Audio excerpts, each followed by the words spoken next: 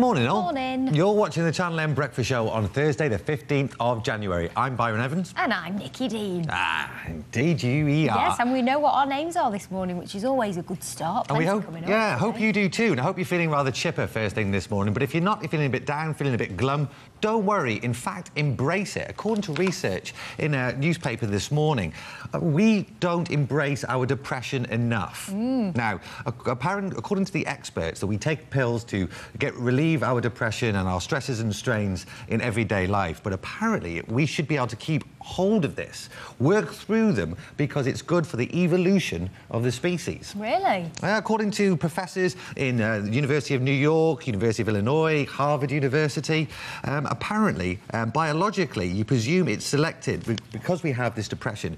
You should assume it's selected because it should have an advantage. Otherwise, we wouldn't have been burdened with it.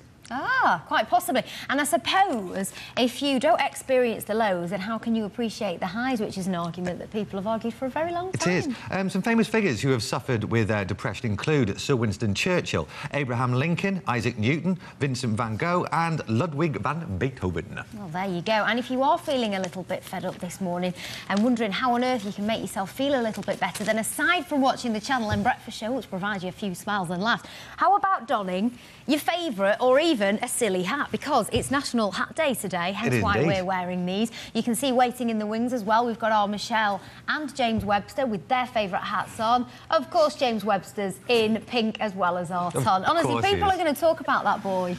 You should wait till you see him on a Saturday night. You think the hat's a bit extravagant. Anyway, he is a very serious news hound. We shouldn't undermine his authority, should we? Yes, they're amazing things, hats. They have loads of uses, whether it be practical, ceremonial or just good old-fashioned. Oh, yes, this is according to the official website of National Hat Day, encouraging people to wear a whole range of hats, whether they're silly to make you smile or your favourite. Encourage you to work through an array of hats today. So there you go. If you've got some that have been festering in a loft, get them down and wear them. Hey, and if you'd like to learn more about hats, and let's face it, we all do, why don't you go to the Stockport Museum of Hats? Yes, it's an awesome place to hang out, and you can learn about the humble hat. Also, what's the name of a hat maker? I told you earlier, can you remember? A milliner. Hey, there we go, learn something new every day. Lots of songs inspired by hats. Really? Favourite of mine, Hats the Way, I like it, Do you know any? That's so bad.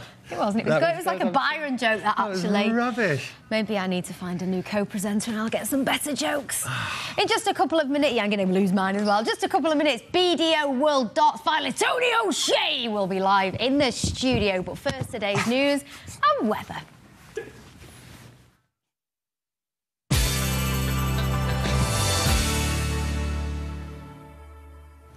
Good morning. These are the stories that you're waking up to this Thursday. There are new calls for school league tables to be scrapped. Teaching unions are attacking them, claiming they're not a good indicator of how different schools are performing. The latest ones are due out later on in the morning. They'll show that more than 300,000 teenagers left without getting 5 GCSEs at grade C or above, including in maths and English. 1 in 7 schools are failing to make sure 30% of pupils get at least 5 C grades. Well, this is the subject of our news poll today. How useful do you find league tables? Should they be scrapped, or do you like being able to compare different schools? Maybe you're a teacher as well and have a different view. Send me a text with your thoughts to 88821. Start your message with the word news. That number again, 88821. Or you can email us as well, newsdesk@channelm.co.uk.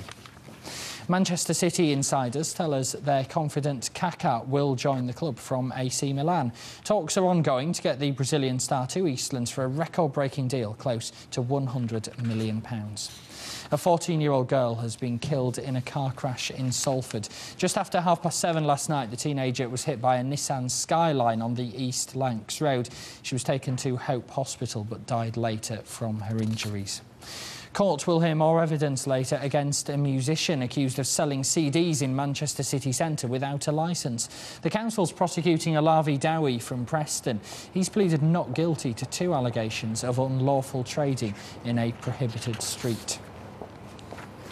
The government's expected to approve plans later to build a third runway at Heathrow.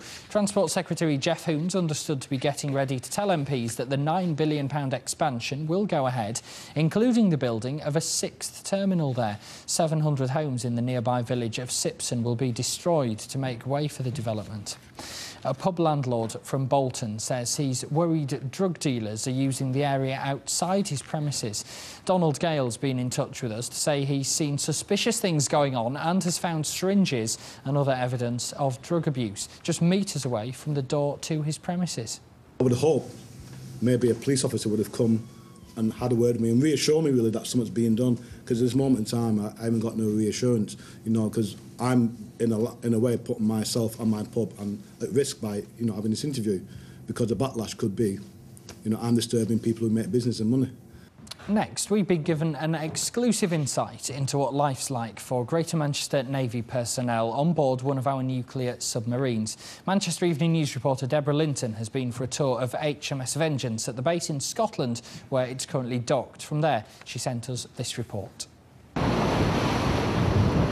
HMS Vengeance is one of our 4 nuclear deterrent submarines and carries the country's independent nuclear deterrent. Its sole purpose is to go out and remain completely and utterly undetected from the enemy, and thus be a credible deterrent against any aggression by whoever. Vengeance carries the country's Trident nuclear missile system and up to 48 ballistic warheads at any time. It, or one of the Navy's 3 other Vanguard-class submarines, is always on patrol in a secret location in the world's oceans and are capable of diving to depths in excess of 250 metres below the surface. Currently stationed at Her Majesty's Naval Base Clyde in Scotland, we were allowed unprecedented access to the bomber submarine, where we met some of the 135 crew preparing to go back out to sea. Well, I joined the Navy in, 16th of January 1989 as the most junior mechanic. And in 20 years I've progressed through there, through certain aspects of nuclear training as a senior technician, and I've still got another 19 years to go if I want to. When I first joined submarines, my mum thought we had big windows and all the rest of it. So, no, I think there's a lot of popular misconceptions on submarines, that they're cramped. I mean, you've seen yourself that it isn't that cramped. Dark, gloomy, they're not. You can't do any physical exercise, which you can, and there's a lot of aspects of adventurous training and sports that are available to you when you come back for your support crew period.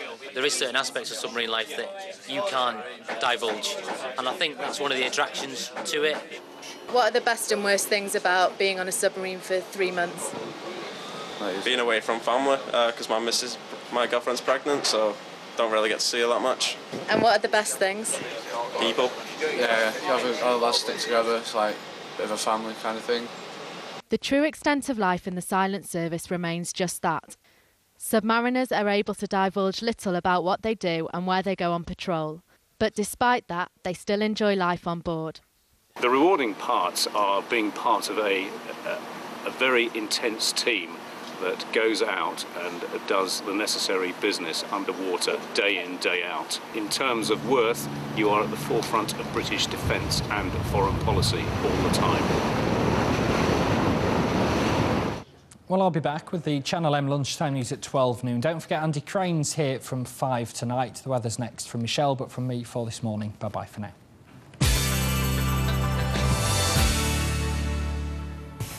Well, you are going to be waking up to a very wet Thursday, I'm afraid. The rain hasn't kicked in as yet, but you're going to need that umbrella, especially as we reach about 9-10 o'clock. No let up at all, because it is set in for the day, along with a strong wind coming in from the Sutherland direction. The only place really that's going to have the nice bits of weather is Wigan, really, because they're going to see some outbreaks of sunshine mixed in with that rain. Although what I will say is those temperatures are a lot better than they have been in the last 24 hours. They are reaching highs of 8 and 9. So a bit milder than it has been over the past couple of days, but as you can see, that wind is dominant this evening, and overnight as well we are staying with a lot of strong winds. Do wrap up nice and warm if you are going to be heading out and about. Next couple of days pretty much the same picture, I'm afraid. Friday we're expecting sunshine and showers. Saturday mainly showers and heavy cloud. Sunday again we're keeping the rain, and Monday not a great start to next week.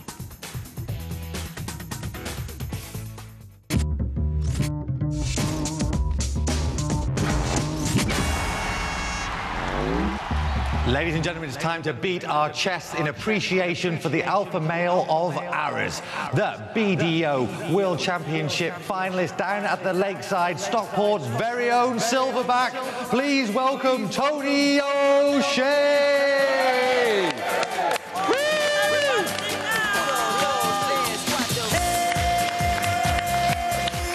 Let's talk darts. I'm not doing that with you, mate. I'll go through the window or something. That's a mismatch, that one. Great to have you on the programme, Tony. Great to meet you, sir. Great to be here. Really thoroughly enjoyed the final at the Lakeside against Ted Hankey, the Count. Which other sport could you possibly have the silverback versus the Count? It was fantastic, hugely exhilarating. What a great fight back you made, but so far yet so narrowly missed out. Yeah, it was a really enjoyable game. It was a fantastic spectacle. I thought he'd run away with it in the early stages, but that fight back after the break, yeah, I was really chuffed to come back and make a close game of it. Because, of course, it was only 12 months ago that he almost hung up his arrows. He had a big bit of a hissy fit, shall we say, and he's sort of gathered himself together and came back and was, well, a real dominant force. I mean, how topsy-turvy is it as a sport that one year you can be really down in the doldrums, the next year you can be a world champion?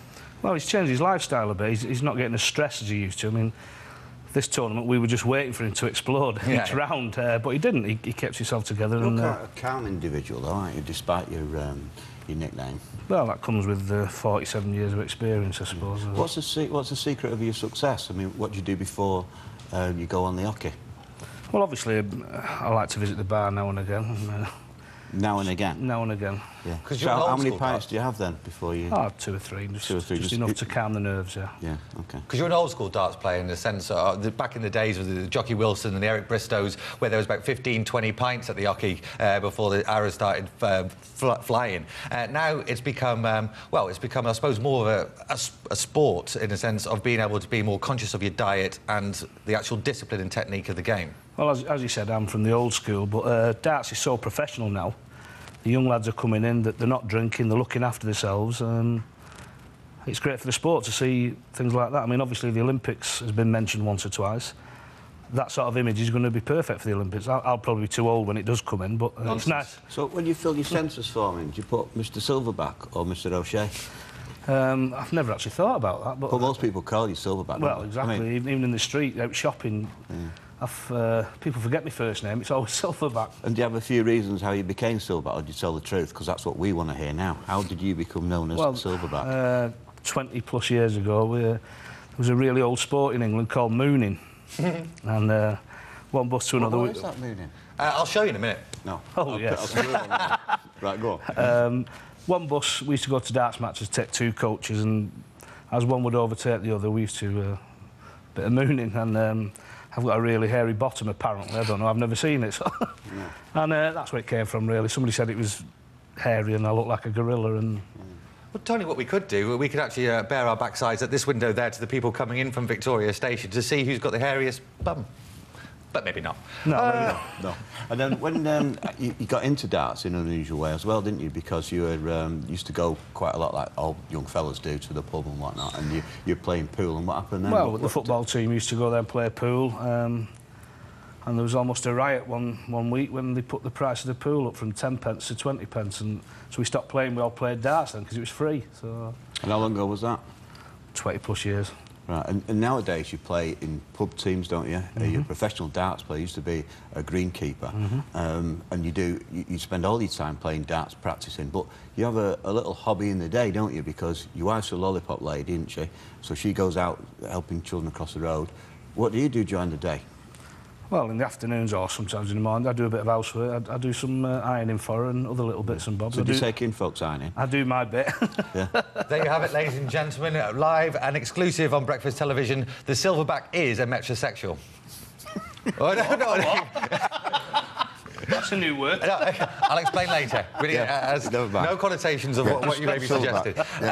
Moving on swiftly to the Lakeside, it's been an institution, as I mentioned. Millions of people watch it year after year. I am one of those viewers. But of course, there is the equivalent on the Sky Channel, the PDC, sorry, which you see the likes of Feel the Power. You see Barneveld playing in as well. Is there a rift between the different darts, not just the competition, but also the players, the competitors? There's not a rift between the players. I mean, we all want to play darts and earn a few quid. That's why we do it.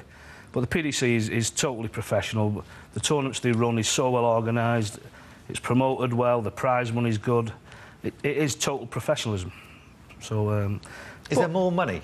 Definitely, yeah. Right, in the PDC? Definitely. Right, OK. But is the standard different? Is there, I mean, for example, if we're talking about averages, I saw a statistic that Phil the Power Taylor was in the PDC in the final was throwing 103 and sort of Ted Hankey was throwing 93 or something. You know, is there... Amongst us dart players, I don't think there's any doubt that Phil is the best player ever. And he's going to win virtually everything, no matter which code he played in. The one thing that we say is we're the old-fashioned school. We know we are, but we play international games, and that's a big part of my life, playing for England. I've done it for 8 years now, and I've got a great record for England, so I want to carry that on, obviously. So you go all over the world playing darts at the weekend. You play for the Pineapple in the week, don't you, and other pub teams. But how does that... how do you think that'll compare with Saturday? Because you've got a special day Saturday, haven't you, at Stockport County? Yeah, I believe the club are giving me a squad number this year. It's going to be 180, and I'll be in the programmes for the rest of the season. Fantastic. So you could be the new signing for Stockport County. Not exactly... Like that other guy, so what's he called? Kaka. Not exactly Kaka, but I don't think they let me play. I asked once, I asked Jim once, could I get a game, and he said he'd love to, but I don't think the insurance would cover me, so... Just finally, any big winnings for coming second in the at the Lakeside? £30,000 was my runners-up money. That's not bad, eh? No. That's not bad at all. But £30,000 is pennies when you compare, talking about Kaka and the money that them guys are going for. 1 week's Kaka wages would bail Stockport County out for life, I think. So that's a plea to the Shakers. Any Shakes that are watching, please come to Edgeley Park and bring your chequebooks. Tony, absolute pleasure, a joy and a privilege to be speaking to you and joining us on the couch this morning. Sebco, if you're watching this morning, then here we have a plea that darts, the game of arrows, should be in the Olympics 2012. Otherwise, we'll send the silverback round. Time now for a break. Coming next, lame analyst Lawrence Y. Page is here to run down the top girls' names of 2008. Back soon.